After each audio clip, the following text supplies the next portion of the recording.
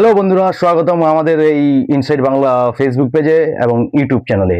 তো আজকের ভিডিওটি খুব বন্ধুরা ইন্টারেস্টিং হতে চলেছে। আজকে এই ভারতবর্ষ জুড়ে এবং গোটা অল ওভার ওয়ার্ল্ডেও এই বিশেষ খবরটা, নিট ইউজি 2026 পেপার স্ক্যামটা যেটা ভাইরাল হয়ে গেছে এবং খুব এটা নিয়ে একদম তোলপাড় চলছে গোটা ভারতবর্ষ জুড়ে। তো আজকে এই ভিডিওর মাধ্যমে কয়েকটি স্লাইডে আমরা দেখব যে এই নিট ইউজি 2026 পেপার স্ক্যামটা অ্যাকচুয়ালি কিভাবে সংগঠিত হয়েছিল এবং কারা কারা অভিযুক্ত হয়েছে এবং কাদের এই উপরে পদক্ষেপ নেওয়া হয়েছে, তাদের অ্যারেস্ট করা হয়েছে এবং এর ফলে এই পেপার লিকের ফলে যে একটা আন্দোলন, গণ আন্দোলন শুরু হয়েছে গোটা ভারতবর্ষ জুড়ে, সিজিপির উত্থান হয়েছে, সমস্ত কিছু আজকের এই ভিডিওতে আপনারা দেখতে পাবেন। তাই ভিডিওটি শুরু থেকে শেষ অবধি দেখতে থাকুন। আশা করি এই ভিডিওটি দেখার পরে আপনাদেরকে এই নিট এক্সাম রিলেটেড আর কোনো ভিডিও দেখতে হবে না যে এই নিট এক্সামটা আসলে কি। অনেকই ব্যক্তি যারা জানেন বা বুঝেন না যে এই নিট এক্সামটা কি, কার জন্য এটা পুরো বিশ্ব ভারত জুড়ে এবং তোলপাড় হয়ে গেছে। তো চলুন বেশি দেরি না করে ভিডিওটি শুরু করা যাক এবং আমি আরেকবার বলে রাখি ভিডিওটি শুরু থেকে শেষ অবধি কিন্তু দেখতে থাকবেন। তো দেখেন, আমাদের প্রথমেই বলা হয়েছে নিট ইউজি 2026 পেপার স্ক্যাম সত্য ফাঁস, সম্পূর্ণ তথ্য প্রমাণ বিশ্লেষণ সহ আজকের এই ভিডিওতে আমরা আপনাদেরকে দেখাবো। ভুল তথ্য নয়, শুধু সত্য। এই ভিডিও দেখার পর আপনার সব প্রশ্নের উত্তর পেয়ে যাবেন। চলেন আমাদের প্রথম স্লাইডে যাওয়া যাক। তো বন্ধুরা, আমরা জানি এই গত 3 মে অর্থাৎ 3রা মে 2026 দেশের সবচেয়ে বড় পরীক্ষার পরিসংখ্যান, নিট এক্সামের পরিসংখ্যান। প্রথমে আমরা জানি যে 3রা মে এই এক্সামটা প্রথম সংগঠিত হয়েছিল। এই পরীক্ষা কারা দেবে, কারা দেয় এই পরীক্ষা? সেই পরীক্ষার্থীগুলো যারা ভবিষ্যতে এমবিবিএস ডাক্তার ও বিডিএস এ ভর্তি এবং ডেন্টালস বা এমস এ ভর্তি বা ডাক্তারি স্বপ্ন নিয়ে পড়াশোনা করতে চায়, তাদের প্রবেশিকার একমাত্র পথ এই নিট এক্সামটি। এইবার 2026-এ সর্বমোট 22,70,000 পরীক্ষার্থী এই নিট এক্সামে অ্যাপিয়ার হয় এবং টোটাল প্রশ্ন থাকে 180টি। প্রত্যেক প্রশ্নের নাম্বার ছিল 4 নাম্বার এবং প্রত্যেক ভুল অ্যান্সারের জন্য কাটা হতো 1 নাম্বার। তো 180টি প্রশ্ন 4 নাম্বার করে 720 নাম্বারে টোটাল এই পরীক্ষা হয়েছিল। এই পরীক্ষায় মোট প্রশ্ন সংখ্যা এর মধ্যে আমি এটা বলে রাখছি, 180টি এই যে প্রশ্ন ছিল তার মধ্যেই কিন্তু 120 থেকে 140টি প্রশ্নে ফাঁসের এই হুবহু মিলে পাওয়া যায় প্রশ্নপত্র ফাঁসের। হ্যাঁ বন্ধুরা, 180টি প্রশ্নের মধ্যে 120 থেকে 140টি প্রশ্ন হুবহু মিল পাওয়া যায় প্রশ্ন ফাঁসের মধ্যে। 10 দিন আগে, হ্যাঁ বন্ধুরা, মূল পরীক্ষার কতদিন আগে প্রশ্নপত্র কালোবাজারে বিক্রি হয়? মোট 10 দিন আগে বন্ধুরা, 10 দিন। ভাবতে পারেন 3রা মে পরীক্ষা হয়েছিল অর্থাৎ 23 তারিখ থেকেই এই 24 তারিখের অর্থাৎ 24 তারিখ থেকেই কিন্তু পেপার অল আগেই ফাঁস হয়ে গেছিল। অর্থাৎ 3রা মে, ফেব্রুয়ারি 24 তারিখ থেকেই কিন্তু এপ্রিলের 24 তারিখ থেকেই কিন্তু পেপার লিক হয়ে গেছিল, যেটা পরিসংখ্যানে উঠে এসেছে। আচ্ছা, এরপরে দেখি লিকের সূচনা এবং নজিরবিহীন বাতিল ঘোষণা। লিক কি করে হয়েছে এবং এই বাতিল যে হলো এক্সামটি 3রা মে, কি করে এক্সামটা বাতিল হলো দেখো। 11ই মে, প্রথমে দেখি 3রা মে 2026 পরীক্ষার দিন ছিল। পরীক্ষা শেষের পরপরই টেলিগ্রাম ও হোয়াটসঅ্যাপে, হ্যাঁ বন্ধুরা, টেলিগ্রাম ও হোয়াটসঅ্যাপে রাজস্থানের শিকার কোচিং হাব থেকে একটি গ্যাস পেপার ছড়াতে শুরু করে, ওই যেটা বলে 100% কমন ট্রিক্স, এরকম আর কি পেপারস গুলো, কোশ্চিন গুলো ছড়াতে থাকে হোয়াটসঅ্যাপে এবং টেলিগ্রাম থেকে। 11ই মে 2026 তদন্ত শুরু করা হয়। শিকারের রসায়ন শিক্ষক শশীকান্ত সুথার নিশ্চিত করেন যে 120 থেকে 140টি প্রশ্ন হুবহু মিলে গেছে সেই গ্যাস পেপারে। রাজস্থানের এসওজি লাতুরের মক টেস্টে দেখা যাচ্ছে যে 42টি প্রশ্ন বাস্তব প্রশ্নের একদম প্রমাণ পাওয়া গেছে। হ্যাঁ বন্ধুরা, এবার দেখি 12ই মে 2026, যেটি একটা ঐতিহাসিক রায় দিয়েছে বা একটা সিদ্ধান্ত নেওয়া হয়েছে এনএটির আন্ডারে অর্থাৎ ন্যাশনাল টেস্টিং এনটিএর আন্ডারে অর্থাৎ ন্যাশনাল টেস্টিং এজেন্সির আন্ডারে, যার আন্ডারে এই নিট এক্সামটা কন্ডাক্ট করা হয়েছিল। হ্যাঁ বন্ধুরা, এই এনটিএ এর ইতিহাসে প্রথমবার একটি পূর্ণাঙ্গ নিট পরীক্ষা প্রশ্নভাসের অভিযোগে বাতিল, এবং এই বাতিল হওয়ার পরে তারা সমস্ত কিছু সিবিআইয়ের হাতে তদন্তভার দিয়ে দেয় যে কারা মূল অভিযোগকারী, কাদের জন্য এই নিট এক্সামটা বাতিল করা হচ্ছে এবং কারা এই প্রশ্ন ফাঁসের মধ্যে জড়িত হয়েছে। হ্যাঁ বন্ধুরা, ঠিকই শুনেছেন। তো এই হচ্ছে ব্যাপার। চলেন এবার নেক্সট স্লাইডে যাওয়া যাক। এবার নেক্সট স্লাইডে বলছে বন্ধুরা, দুর্নীতি ইকোসিস্টেমে যেভাবে ছড়ালো প্রশ্নপত্র। হ্যাঁ বন্ধুরা, এই যে প্রশ্নপত্রগুলো, এই যে হোয়াটসঅ্যাপ, টেলিগ্রাম, সোশ্যাল মিডিয়া যে ছড়িয়েছে, কোথা থেকে ছড়িয়েছে দেখুন বন্ধুরা। এনটিএ এর অভ্যন্তরীণ চক্র অ্যাক্সেস ও অনুবাদকদের মাধ্যমে ফাঁস।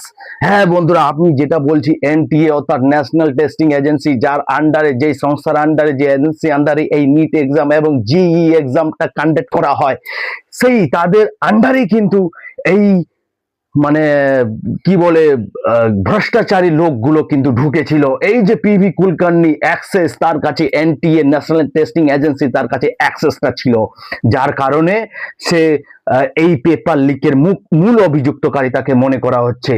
অ্যাক্সেস ও অনুবাদকদের মাধ্যমে ফার্স্ট পিভি কুলকার্নি ও মনীষা হাবালদার, এই দুজন ব্যক্তি ছিল তাদের এনটিএর অ্যাক্সেস ন্যাশনাল টেস্টিং এজেন্সির।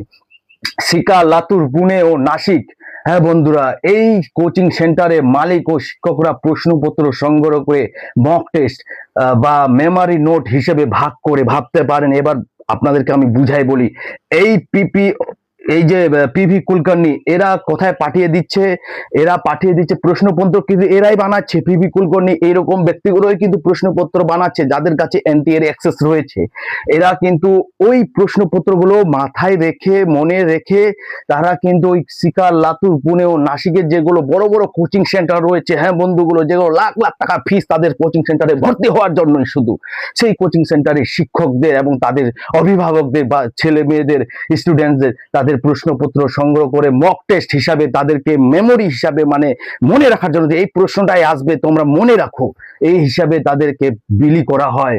এবং পরীক্ষার্থীর অভিভাবকরা, যারা পরীক্ষার্থী দিয়েছিল, তাদের কাছ থেকে কিন্তু 2 লক্ষ থেকে 10 লক্ষ টাকা, সর্বোচ্চ 15 লক্ষ টাকা বিনিময়ে পরীক্ষার দিন আগেই প্রশ্নপত্র দিয়ে দেওয়া হয়েছিল। ভাবতে পারেন কত বড় স্ক্যান্ডাল, কত বড় এই ছাত্রদের সাথে অনিয়ম করা হয়েছে। চলেন এবার পরের স্লাইডে যাই। দেখুন কমান্ড চেইনে কি বলা হয়েছে। কমান্ড চেইনের লঙ্ঘন ও মূল অভিযুক্ত কাদেরকে ধরা হয়েছে? এই যে মূল মাথা শিবরাজ রঘুনাথ মেতেগাঁওকারের, লাতুরের কেমিস্ট্রি ক্লাসের মালিক। 23 এপ্রিল পরীক্ষার আগে প্রশ্ন পেয়েছিলেন, অর্থাৎ ভাবতে পারেন পরীক্ষা হয়েছিল 3রা মে এবং পেপার পেয়ে গিয়েছিল 23 এপ্রিল, অর্থাৎ 10 দিন 11 দিন আগেই। এবার দেখেন মনীষা সঞ্জয় হাবালদার, ইনি কিন্তু গ্রেপ্তার হয়েছেন। এবার দেখেন মনীষা সঞ্জয় হাবালদার, পুনের প্রধান শিক্ষিকা, ইনি এনটিএর অ্যাক্সেস এনার কাছেও ছিল, কিন্তু ওই ন্যাশনাল টেস্টিং এজেন্সির অ্যাক্সেস কিন্তু এনার হাতেও ছিল। পদার্থবিজ্ঞানের প্রশ্ন কিন্তু ইনি ফাঁস করার মূল অভিযুক্তকারী। এইবার দেখি এই যে পিভি কুলকার্নি ও মনীষা মান্ধারে, পুনে ভিত্তিক অধ্যাপক এবং এনটিএর অনুবাদক। ভাবতে পারেন সমস্ত কিন্তু জোড়া ওই এনটিএর সংস্থার মধ্যেই রয়েছে, সমস্ত কিছু ঘাপলাবাজি লোক। এবার দেখেন ডক্টর শুভম খাইরনার, নাসিকের চিকিৎসক, ইনি একজন ডাক্তার। ভাবতে পারেন ডাক্তারও একজন 15 লক্ষ টাকায় প্রশ্নপত্র ইনি বিতরণ করেছেন। ভাবতে পারেন একজন ডাক্তার যদি প্রশ্নপত্র বিতরণ করে, প্রশ্নপত্র বিলি করে 15 লক্ষ টাকা দিয়ে, তাহলে ভাবতে পারেন দেশের সিস্টেমটা কি হয়ে গেছে। এটাই বন্ধুরা নয়, পরবর্তী স্লাইডে দেখবো। এবার দেখুন বন্ধুরা, প্যানিক মোড। এই যে এক্সামটা লিক হয়ে গেল, পেপার প্রশ্নপত্র ফাঁস হয়ে গেল, এরপরে কিন্তু একটা প্যানিক মোড শুরু হয়ে গেছিল পরীক্ষার্থীদের মধ্যে। পরীক্ষা বনাম পুনঃ পরীক্ষা, যখন এই পরীক্ষা বাতিল করা হয় গত 12ই মে, তখন কিন্তু আবার একটা পুনঃ পরীক্ষার জন্য একটা ডেট নির্ধারণ করা হয় গত 15ই মে। 3রা মে কি বলছে? 3রা মে প্রথম পরীক্ষা হয়। সাধারণ পেন এন্ড পেপারে প্রোটোকল ছিল। টেলিগ্রাম ও হোয়াটসঅ্যাপের মাধ্যমে অবাধে প্রশ্নপত্র কিন্তু ফাঁস হয়েছে, এটা আমরা সবাই জানি। এবার কিন্তু পরীক্ষার্থী যারা উপস্থিত ছিল পরীক্ষা হলে তাদের মধ্যে কিন্তু 96.72% কিন্তু সে সময় উপস্থিত হয়েছিল। এরপর যখন 15ই মে যখন অ্যানাউন্স করা হলো যে এই পরীক্ষাটা আবার পুনরায় 21শে জুন আগামী নির্ধারণ করা হয়েছে, তখন কি হয়েছে, গোপন সূত্রে তখন কিন্তু প্রশ্নপত্র তৈরি করা হয়েছে। সেই সময় ডিজিটাল ডিভাইস সম্পূর্ণ নিষিদ্ধ করা হয়েছে এবং ভারতীয় বিমান বাহিনীর IAF বিমানে প্রশ্ন পরিবহন অর্থাৎ পৌঁছে দেওয়া হয়েছে ভারত জুড়ে। তথ্য প্রযুক্তির নিয়ন্ত্রণে যদি দেখা যায়, ভারত জুড়ে 16 থেকে 22 জুন অর্থাৎ 8-9 দিন 7 দিন 22 জুন টেলিগ্রাম ব্লক করে দিয়েছে দিল্লি হাইকোর্ট। গোটা ভারত জুড়ে এই 8 দিন 7 দিন কিন্তু টেলিগ্রাম বন্ধ করে দেওয়া হয়েছিল। এবার দেখি উপস্থিতি হার, যখন পুনরায় পরীক্ষা হলো তখন কতগুলো স্টুডেন্ট উপস্থিতি ছিল। আগে ছিল 96.72% প্রথম পরীক্ষায়, পুনঃপরীক্ষার সময় পরীক্ষায় অ্যাপিয়ার হয়েছে 87.72% উপস্থিতি, অর্থাৎ 2020 সালের পর সর্বনিম্ন 2,70,000 শিক্ষার্থী অনুপস্থিত। অর্থাৎ 2026-এ এই 23রা মে যে সময় এটা এক্সাম হয়েছিল, সেখান থেকে পুনরায় পরীক্ষার সময় প্রায় 2,70,000 স্টুডেন্টস শিক্ষার্থীরা তারা পুনঃ পরীক্ষায় দেয়নি। চলুন এবার নেক্সট স্লাইডে যাই। আচ্ছা, অপমানের কুলিঙ্গ এবার এখান থেকে উত্থাপন হচ্ছে একটা ককরোচ জনতা পার্টি। এই এতদিন ধরে আমরা এই 3-4টা স্লাইডে দেখলাম কবে এক্সাম হয়েছিল, কিভাবে পেপার লিক হলো, কারা কারা মূল অভিযুক্তকারী, কবে আবার পুনরায় এক্সাম কন্ডাক্ট করার ডেটও ঘোষণা হলো। এরপর দেখছি ককরোচ জনতা পার্টি অর্থাৎ CGP কি করে উত্থাপন হলো। অপমানের সুপ্রিম কোর্টের রায়, একটা সুপ্রিম কোর্টের রায়, CGI চিফ জাস্টিস তিনি একজন কিছু বেকার যুবক ককরোচেস প্যারাসাইট এর মতো তারা চাকুরি না পেয়ে মিডিয়া সামাজিক মাধ্যমে RTI কর্মী হয়ে সিস্টেমের উপর আক্রমণ করে, এই মন্তব্য তিনি করেছিলেন। মে 2026 শুনানিকালে ভারতের প্রধান বিচারপতি সূর্যকান্ত যদিও পরে তিনি স্পষ্ট করে এটি করেন যে এটি একটি ভুয়ো ডিগ্রিধারী উদ্দেশ্যদের ছিল, ততক্ষণে যুব সমাজ কিন্তু দবানল ছড়িয়ে পড়ে। এই যে উক্তিটি, এই যে মন্তব্যটি তিনি করেছেন যে কিছু বেকার যুবক যাদের কাছে হয়তো ভুয়ো ডিগ্রি রয়েছে, তারা শুধু খায় দায় কোনো কাজ নাই, তারা শুধু সিস্টেমের, সরকারি সিস্টেমে এবং সামাজিক মাধ্যমে শুধু RTI হয়ে কর্মীদের মানে গভর্নমেন্ট কর্মীদের হয়রানি করছে। তো এই তাদেরকে ককরোচ বলে একটা ব্যঙ্গ করেছিল এই সুপ্রিম কোর্টের চিফ জাস্টিস। তখন সেই ব্যঙ্গের অনুসারে আগামী স্লাইডে দেখব যে এই ব্যঙ্গ অনুসারে ককরোচ জনতা পার্টি, হ্যাঁ বন্ধুরা, ককরোচ জনতা পার্টি মানে স্থাপিত করা হলো সোশ্যাল মিডিয়ায়। মূল স্থাপিত যাকে মানে বলা হয় ডিজিটাল স্ট্র্যাটেজিক অভিজিৎ দীপকে এই অপমানজনক শব্দকে তিনি খুব নিজে আঘাত পেয়েছেন এবং উল্টে দিয়ে গঠন করেন ককরোচ জনতা পার্টি অর্থাৎ CGP। হ্যাঁ বন্ধুরা, এর CGPর মূল উদ্দেশ্য ছিল তারা তাদের অভিজিৎ দীপকে যে পার্টিটা যখন সুপ্রিম কোর্ট একটা ওই মন্তব্যটা করলো, তারই পরিপ্রেক্ষিতে তিনি এই পার্টি CGP অর্থাৎ ককরোচ জনতা পার্টি লঞ্চ করলো, যেটা সোশ্যাল মিডিয়ায়। তাদের মূল দাবি ছিল শিক্ষামন্ত্রী ধর্মেন্দ্র প্রধানের প্রথমে পদত্যাগের এবং NTA অর্থাৎ ন্যাশনাল টেস্টিং এজেন্সি এর সম্পূর্ণ কাঠামোগত সংস্কার করা, স্বাধীন বিচার করা, বিভাগীয় তদন্ত করা এবং ক্ষতিগ্রস্তদের জন্য 1 কোটি টাকা করে আর্থিক ক্ষতিপূরণ দেওয়া। এটা এই 3-4টি ছিল তাদের মূল দাবি ককরোচ জনতা পার্টির। এরপরে দেখব রাজপথে প্রতিরোধ। এই ককরোচ জনতা পার্টি কিভাবে কতদূর এগিয়ে গেল এবং আজও অব্দি আন্দোলনে যন্তর মন্তরের ধর্নায় বসে আছে দেখে নেব।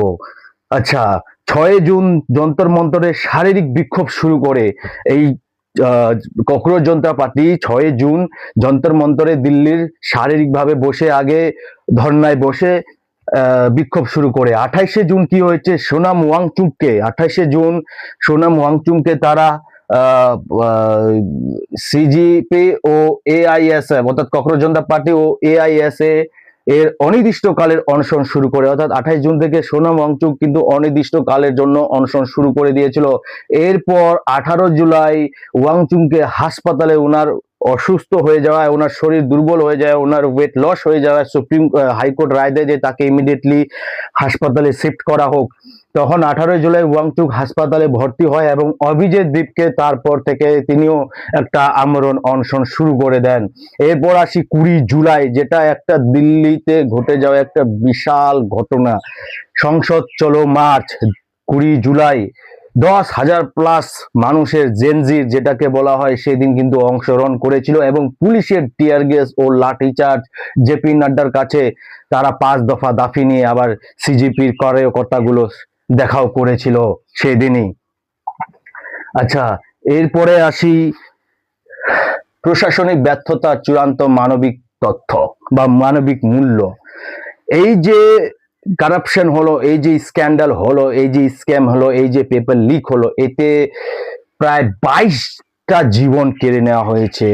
ছাত্রছাত্রীদের 22টি জীবন কেড়ে নিয়েছে। শিক্ষার্থীদের আত্মহত্যার খবর, 22 জন শিক্ষার্থীর আত্মহত্যার খবর পাওয়া গেছে। মানসিক চাপ, আর্থিক ক্ষতি ও ভবিষ্যৎ নিয়ে অনিশ্চয়তায় ভেঙে পড়া পরিবারগুলো। প্রায় 2,70,000 পুনঃ পরীক্ষায় অনুপস্থিত বা নিখোঁজ শিক্ষার্থীর সংখ্যা সিস্টেমের উপর থেকে চূড়ান্ত আস্থাহীনের প্রমাণ। অর্থাৎ 22 জন শিক্ষার্থী এমন রয়েছেন যারা এই নিট পেপার লিক হওয়ার পরে তাদের নিজেকে আত্মহত্যা করেছেন। ভাবা যায় তাদের সেই আর্থিক চাপ হোক, মানসিক চাপ হোক, ডিপ্রেশনে তারা নিজেকে শেষ করে দিয়েছেন। এই 22টা জীবনের দায়ী কে থাকবে সেটাই দেখার। 2.70 অর্থাৎ 2,70,000 স্টুডেন্ট পুনঃ পরীক্ষায় তারা উপস্থিতি হয়নি। তাহলে ভাবা যায় বিষয়টি। চলুন নেক্সট স্লাইডে যাই। এবার দেখি পরিণতি এবং ভবিষ্যতের রূপরেখা। নীতিগত সিদ্ধান্ত, সিবিটি শিফট। সরকার ঘোষণা করেছে যে 2027 সাল থেকে, হ্যাঁ, আগামী বছর থেকে নিট পরীক্ষা সম্পূর্ণভাবে কম্পিউটার ভিত্তিক হবে, অর্থাৎ সিবিটি তে হবে, টেস্টে সিবিটি এর আন্ডারে হবে ফরম্যাটে। এনটিএ সংস্থার, এনটিএ কে সংসদের প্রতি জবাবদিহি থাকতে হবে, ওই যে ন্যাশনাল টেস্টিং এজেন্সি যার আন্ডারে বর্তমানে নিট এক্সাম কন্ডাক্ট করা হয়েছে। সংবিধিবদ্ধ সংস্কার করার প্রবল দাবি করেছে। তাদের সংস্কার করা, তাদের ভিতরে যে গন্ডগোল রয়েছে তাদের সংস্থার ভিতরে, সেগুলোকে সংস্কার করার জন্য দাবি করা হয়েছে। এবং আইনি পদক্ষেপ, ফাস্ট ট্র্যাক কোর্টে, হ্যাঁ, আমরা দেখেছি গত দুদিন আগেই জুলাই মাসের শেষেই প্রধানমন্ত্রী নরেন্দ্র মোদী কিন্তু বলেছিলেন যে পেপার লিক মামলার জন্য ফাস্ট ট্র্যাক কোর্ট গঠন করা হবে এবং দ্রুত শুনানি করা হবে। সুপ্রিম কোর্টের পিটিশনে কি বলা হয়েছে? ফাইমা সহ চিকিৎসকদের একাধিক সংগঠন যাদের রয়েছে, এনটিএ কে পুনর্গঠন করা এবং কোর্ট মনিটরে তদন্তে দাবি জানাইছে। ভাবতে পারেন এত কিছু হয়েছে। আচ্ছা, কাঠামোগত দিক দিয়ে যদি এবং শেষ পর্যায়ে আমরা চলে এসেছি, এখানে যদি আমরা বুঝি, প্রশাসনিক পতন হয়েছে, সংকটের 3টি যেটি স্তম্ভ, প্রশাসনিক পতন হয়েছে, কোল্যাপস হয়েছে, এনটিএর নিশ্চিন্দ্র নিরাপত্তার অভাব এবং অনিয়ন্ত্রিত কোচিং শিল্পের অশুভ আঘাত হয়েছে, প্রাতিষ্ঠানিক উদাসীনতা হয়েছে, ইনস্টিটিউশন অ্যাপ্যাথি হয়েছে, বিচার বিভাগের অবমাননাকারক মন্তব্য এবং সংকট মোকাবেলায় প্রাথমিক দীর্ঘসূত্রধরিতা হয়েছে, ছাত্র প্রতিরোধ ইউথ রিলেটেশন হয়েছে, সিজিপির আন্দোলনের কোকরোচ জনতা পার্টির আন্দোলনের মাধ্যমে তীব্র ক্ষোভের, বিক্ষোভের এবং জবাবদিহির দাবি গণ আন্দোলন গোটা ভারতবর্ষে জুড়ে উঠে পড়েছে। এটি কেবল একটি অপরাধমূলক কাজ ছিল না, এটি এমন একটি ইকোসিস্টেমিক অনিবার্য পরিণতি যেখানে জবাবদিহিতা অনুপস্থিত এবং লক্ষ লক্ষ তরুণের ভবিষ্যতের সঙ্গে বিপন্ন ছেলে খেলা নিয়ে। তো এই ছিল আজকের ভিডিওটিতে। আশা করি আজকের এই নিট এক্সামটা কিভাবে সম্পন্ন হয়, কারা এক্সাম দেয় এবং ভবিষ্যতে এই নিট এক্সামটা কিভাবে সম্পন্ন হতে চলেছে সম্পূর্ণ কিছু, এবং কারা অভিযুক্তকারী সম্পূর্ণ কিছু এই ভিডিওতে আশা করি আপনারা বুঝতে পেলেন, দেখতে পেলেন। আশা করি যদি এই ভিডিওটি ভালো লাগে থাকলে তাহলে অবশ্যই একটা লাইক করবেন, ফেসবুক থেকে দেখে থাকলে পেজটিকে ফলো করবেন, ইউটিউব থেকে দেখে থাকলে চ্যানেলটিকে সাবস্ক্রাইব করবেন। ধন্যবাদ। জয় হিন্দ, জয় ভারত।